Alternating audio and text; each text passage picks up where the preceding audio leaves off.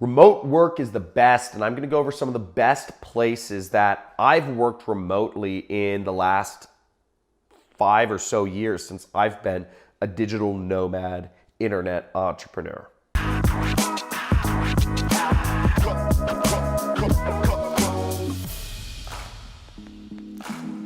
So I'm gonna get into, from personal experience, what my favorite places and what the best places I believe are to work remotely. But I do need to give a quick shout out to Nomad List, because they have a great resource that I've used of all the different best cities in the world rated by other digital nomads to work remotely. A little bit about me. I've been an online entrepreneur since 2012, and I've traveled to over 40 countries in that time span, just working everywhere around the world. Traveling was really one of my major goals. It was the reason why I started an internet business. It's the reason I got into internet business, because it was the only business that would allow me to be anywhere in the world I wanted to be and still make money and still earn something sizable for myself. So a little disclaimer about this video is I'm gonna go over the best places in the world to work remotely, not like the actual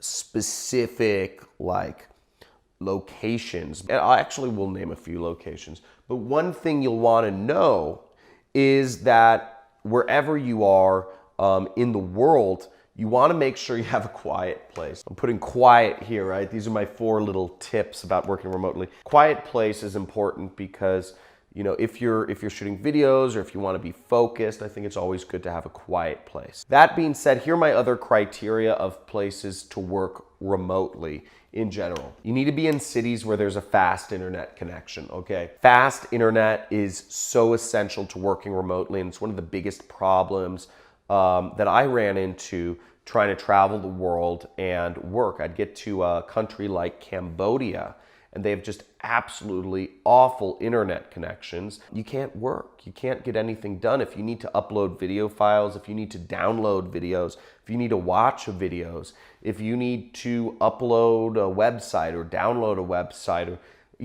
a lot of just normal things I think that go along with running an internet business.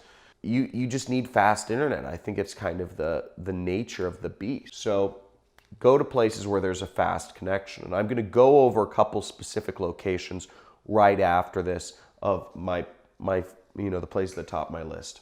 Kind of like right along up with a fast connection is you want a steady connection. Now I've gone to places like Haiti or Vietnam, or even certain locations in Thailand, and the connection is just on and it's off. They're brownouts because the electricity infrastructure isn't built up enough. So the whole power grid browns out around noon, or whenever people are using the most air conditioning. And that happened to me a few times in certain places in Thailand.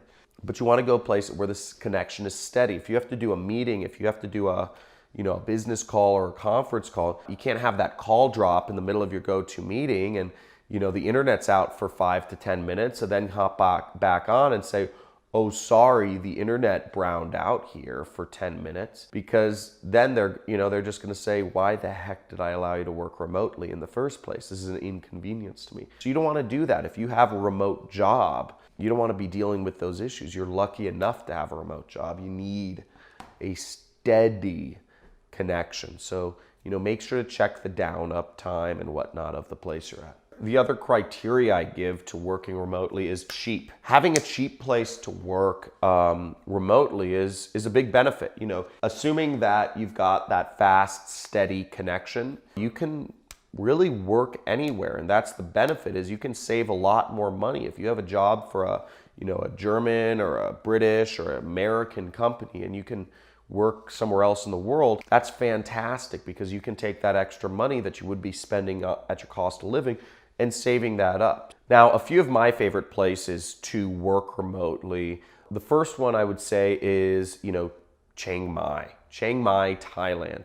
There's a lot of good places to work remotely in Thailand, but Chiang Mai is one of my favorites. Chiang Mai is great because it has a great community of other expats, and expats means expatriates, people from other countries. So there's a lot of Westerners, there's a lot of people from America, Australia, and Europe that are hanging out in Chiang Mai. You know, it's a lot of people that speak English that are from America, you know, you can just, or from Europe, you know, that you can just connect with very easily. And they have a lot of businesses that just cater to Westerners, which is really nice. So you're living in a very foreign, you know, it's a jungle, right? But you know, there's businesses like rock climbing. You know, rock climbing is not something they do, you know, they naturally do in Thailand. But you know, I'm a big rock climber, and they have some great rock climbing areas, and they have, you know, people who will belay and assist you, and you know, they have holds carved out and place around there. So that's what I mean by you can get some of these really cool Western things you'd want in these foreign places. So I like that about Chiang Mai. They have all sorts of stuff. It's extremely cheap. It's in the north of Thailand, and it's very laid back vibes, and they have pretty consistent internet. So that was a really cool aspect of Chiang Mai. The second place in Thailand that, you know, I'm a huge fan of, and I believe, you know, many other people are. It's kind of what I call, it's kind of the decompression chamber for all, you know, travelers in the world. I mean, this is the spot where, you know, all roads kind of lead to Rome when you're backpacking or when you're a digital nomad, is Bangkok. Bangkok is, you know, they have fast, steady internet. It's a big city with literally every Western amenity you could want. And it's fairly cheap. I mean, if you're looking for some of those Western comforts, it's not the cheapest place in the world. I'm going to go over one of the cheapest places that fit these criteria in the world I've seen in a second. But Bangkok has a huge community of, you know, Westerners that are there. They have, you know, a lot of businesses that cater to Westerners. If you want, you know, it doesn't matter what you want, hamburgers, pizza, you know, if you want fried chicken, you know, they have KFC, they have McDonald's, they have a TGIF there, you know, they have Chili's, you know, they have Fat Burger there. They have everything you would want. You could go to Bangkok and, you know, nothing, you could have this totally foreign experience because it's very culturally foreign, but you could hang out with all Westerner. It's really great. I really like Thailand. It's got so much culture, and it really blends in foreign cultures very well.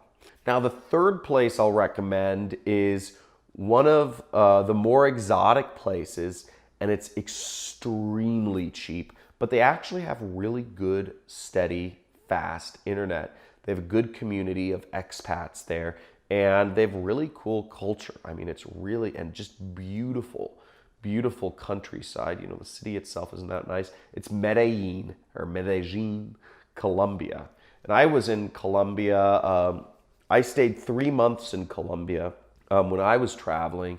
And, you know, part of it was, you know, I took a 6-week kind of intensive on salsa dancing. You know, I wanted to learn the Colombian style of salsa dancing. It's a little different than the kind of like straightforward way. And that was really fun. You know, for me, I'm very like, you know, left-brained thinking. So I'm trying, you know, I wanted to learn how to dance to like get me out of that. And I also really enjoyed their kite surfing, and I went on some jungle excursions. And Colombia is really great. And as I said, a lot of Americans live there. There's a huge community of Americans that live in Colombia. I'd say Costa Rica, Panama, and Colombia are like 3 major hot spots for Americans outside of the US. So that goes into my 4th place, which is Costa Rica. Costa Rica, massive community of Americans, very open-minded, self-conscious or conscious, you know, a lot of conscious entrepreneurs. A lot of people run companies down there, you know, and hire people. So there's a whole community down there, and there's all the Western amenities you want as well, if that's what you want. You know, if that's not what you want, cool. But if you want your Heinz ketchup, you know, go for it. You know, if you want your nice medical care, you know, it's there. So you can get all this stuff in Costa Rica. Costa Rica is a great spot to check out. And the 5th place, the last place I'll throw on this list, is probably one of the coolest and one of the least known, and they've got a great internet connection, and it's Taghazout, Morocco. It's this place on the seaboard of Morocco. It's inland from, I believe it's somewhere close to like Marrakesh or something.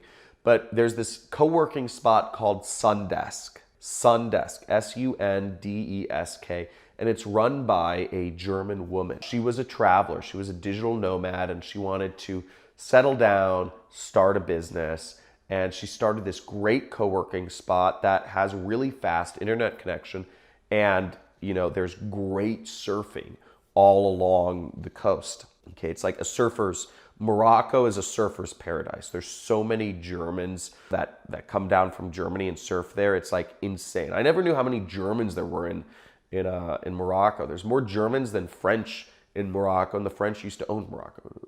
I don't know how that makes sense. But it's a great spot for surfing. It's also a great spot for kite surfing, which is one of the reasons I was there.